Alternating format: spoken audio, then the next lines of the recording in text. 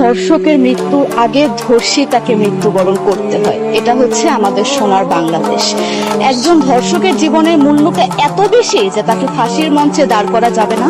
আমরা বাংলাদেশে কয়জন ধর্ষকের নাম জানি যাকে কঠোর থেকে কঠোরতম শাস্তি দেওয়া হয়েছে, যাকে ফাঁসির মঞ্চে দাঁড় করা হয়েছে? আমরা কি আদৌ কেউ জানি? জানি না। অথচ আমরা কতগুলো যারা যারা ধর্ষিত হয়েছে তাদের নাম জানি, অনেক বড়। এই লিস্ট আসলে অনেক বড়, বলে শেষ করা যাবে না। কুমিল্লার তনু, মাগুরার আসিয়া, 2 দিন আগেও কিশোরগঞ্জে 8ম শ্রেণীর একটি ছাত্রীকে বাসা থেকে তুলে নিয়ে ধর্ষণ করা হচ্ছে। বাবার হাতে মেয়ে ধর্ষিত হচ্ছে, ভাইয়ের হাতে বোন ধর্ষিত হচ্ছে। আমরা আসলে নিরাপত্তা কোথায়? আমার মনে হচ্ছে আমরা যেন আইয়ামে জাহেলিয়া যুগে চলে গিয়েছি।